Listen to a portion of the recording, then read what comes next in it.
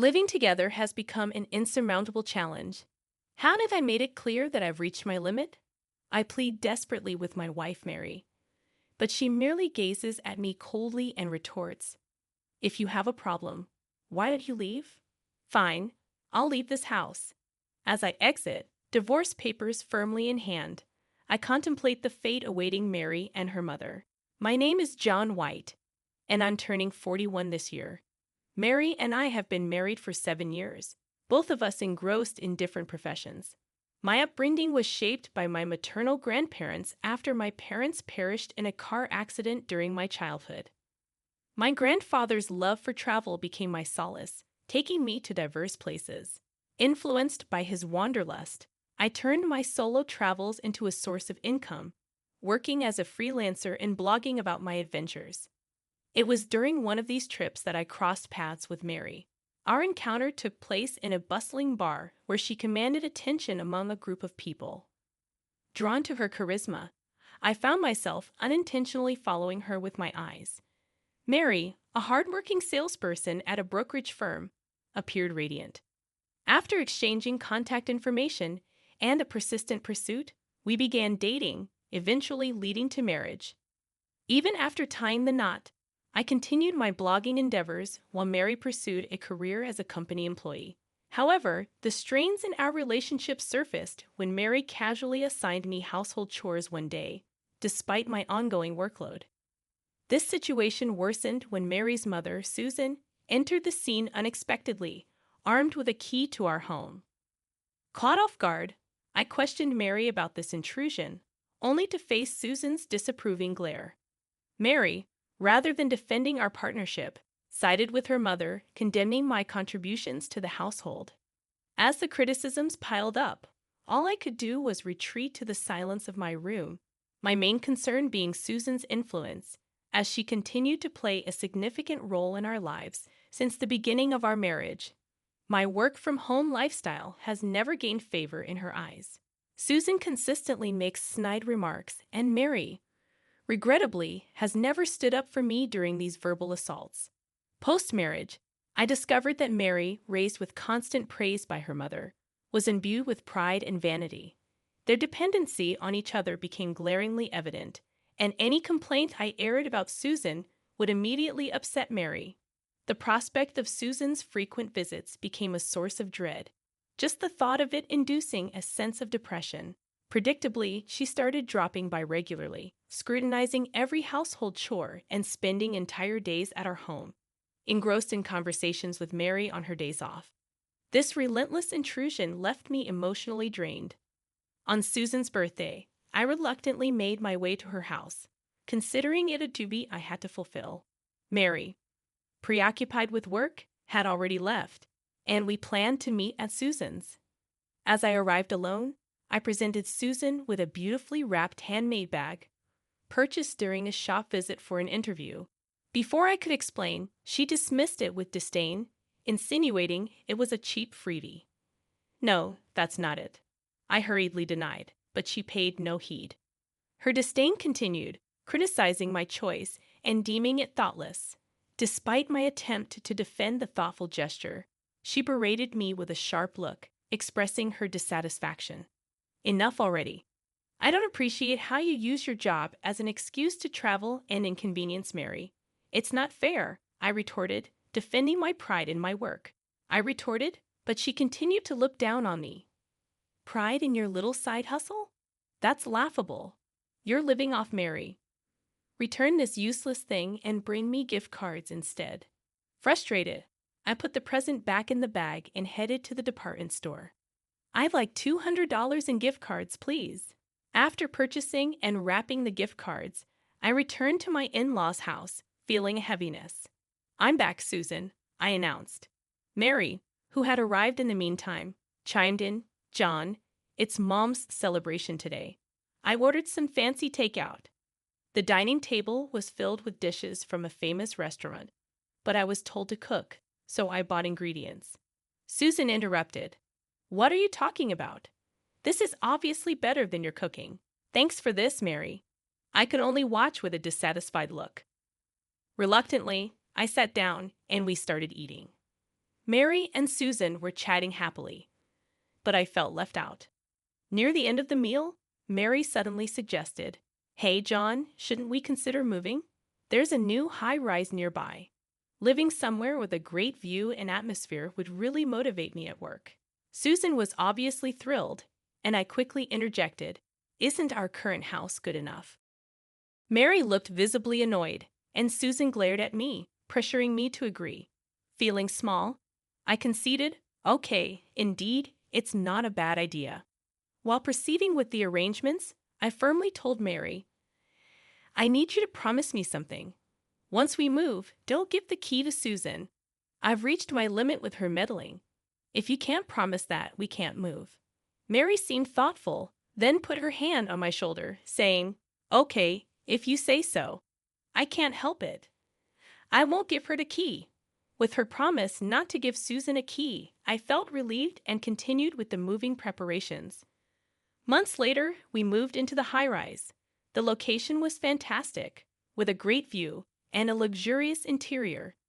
Living there with Mary, I was finally enjoying a fulfilling life. However, the issue with Susan still loomed. "Hey, can I invite my mom over today?" Mary asked. "What?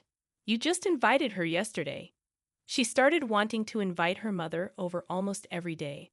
As a result, my stress only increased, leading to more frequent arguments. "Please stop inviting Susan every day." "Why not? You said not to give her a key, so I'm asking for permission." That's not the point. The day after our argument, I had to leave for an overnight business trip for an article meeting. On the day of the trip, Mary didn't say much as I left. I headed to my destination and busily finished my work. Despite the busy schedule, I managed to complete everything and bought some souvenirs on my way home. I realized something was off the moment I opened the door. There was a vase ornament that wasn't there before, identical to one from my in-laws' entryway. A bad feeling crept over me as I went to the living room, only to find it filled with cardboard boxes. "What's this?" I asked. Smirking, Susan emerged from behind the boxes. "Finally back, huh? You told Mary not to give me a key, didn't you? Well, I won't be locked out that easily." Panicking, I confronted her. "Susan, what's all this stuff?" "What do you mean?" She replied casually, "I'm moving in. It doesn't matter if I have a key if I live here, right?" I questioned her about her previous house, and proudly she said, "I've already canceled that lease." Then I noticed a piece of paper on the table. Ignoring me, Mary appeared in the living room, confused upon seeing me. "Oh, John, you're back," I asked. "Mary, what is this?" Annoyed, she scratched her head and said, "What's the big deal?" "We have extra rooms." I protested. "I can't live with her. I told you I've reached my limit." Despite my impassioned plea, Mary looked at me with cold eyes and said, "If you have a problem, why did you leave?" Saying that, she held out completed divorce papers towards me. "Are you serious?" "Dead serious. Remember, when you defy me, we're getting a divorce. Now sign it." She forcefully handed me the divorce papers. "That's right. Mary and I will live here, so leave." Mary and Susan said so with a look that said it's obvious. Despite everything I'd endured, this betrayal was unbelievable. In the end, they asked me to leave. I don't need a family like this anymore. Biting back tears in my vexation, I calmly stated, "Fine, I'll leave this room." Susan replied, "Good. Get your stuff and go. I can't wait to see how you manage your life from now on." As I packed, Susan's laughter echoed. Mary avoided looking at me, but I had to say, "Mary, are you sure about this?" She looked at me smirking and said, "You'll probably come back soon. Just cool off." I left the high-rise while Susan was grinning at me, divorce papers in hand. All right, I'll file this immediately, deciding to part ways with my wife and mother-in-law. I moved on a month later, relaxing in my new condo when the intercom rang incessantly. "Who is it?" I asked, and reluctantly, I let Susan and Mary in to avoid disturbing the neighbors. "What do you want?" I questioned with a troubled look. Susan snapped, "What do you mean by leaving that high-rise? It's obvious, it's already been sold." Her shock was evident when I told her the truth. "Sold? That condo was Mary's property, wasn't it? There's no way you could sell it. What are you talking about? I calmly responded. I bought that high-rise myself.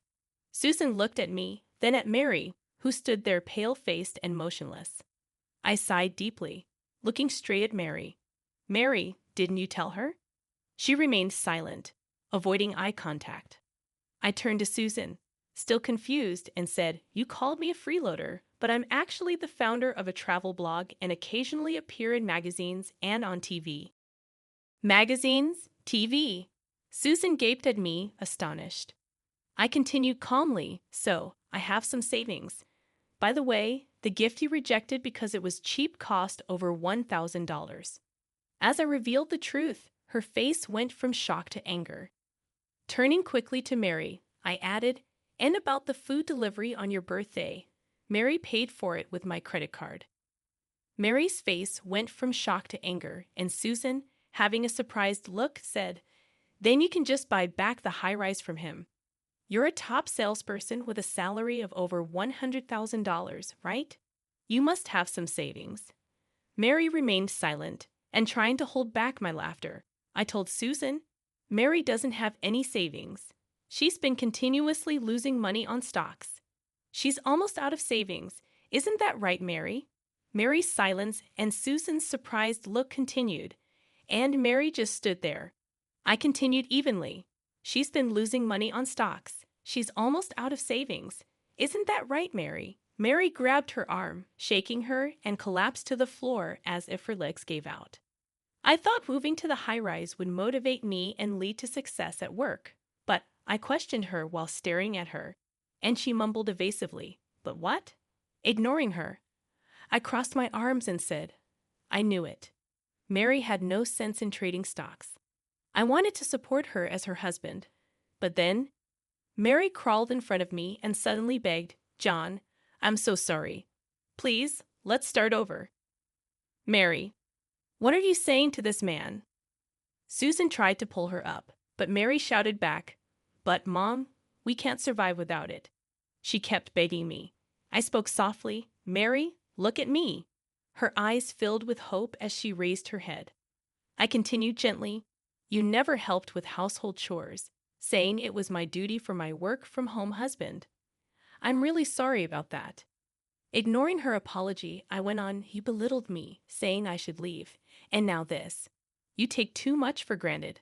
We're already divorced. I don't want anything more to do with you. Let's go our separate ways, Mary. As I spoke firmly, she tried to cling to me, but I silently brushed her hand away.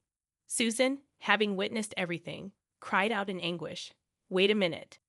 What about the high-rise and our luxurious life? That's obviously impossible now, I said with a tone of disbelief. She shrieked hysterically. What are we supposed to do now? How about living happily with your beloved daughter? I suggested. She just gaped speechless. I helped the dejected Mary stand up and ushered them out. The noisy commotion from Susan lingered at the entrance for a while, but it seemed to quiet down when the building manager arrived. Half a year later, I was on a new journey, traveling abroad. The unique freedom of being overseas felt incredibly refreshing. Recently, I received a message from Mary, expressing her gratitude and acknowledging the lessons she learned. Apparently, after being evicted from the high-rise, Mary and her mother had moved into a dilapidated house to pay off her debts from stock trading. Mary worked day and night, and her mother, who had never worked before, took a part-time job in a factory to make ends meet. In her message, Mary thanked me for the lessons learned and the hardship of earning money. I felt a small knot in my heart unraveled. Just a few days ago, after a long time back home, I agreed to go out for a drink with Mary upon her invitation. I might have taken out my frustrations on you, doing what you love for a living. I'm really sorry, she said, apologizing again. That day, I felt like I truly heard Mary's honest feelings for the first time. It's okay. Thanks to that, I'm very happy now, she smiled wistfully. Going abroad again? I asked. Yeah, I'm off again next week, she replied. As we parted, she extended her hand, saying, I'll live as hard as you. Not to be outdone, I shook her hand firmly. Walking home, I thought about cherishing my work and living my life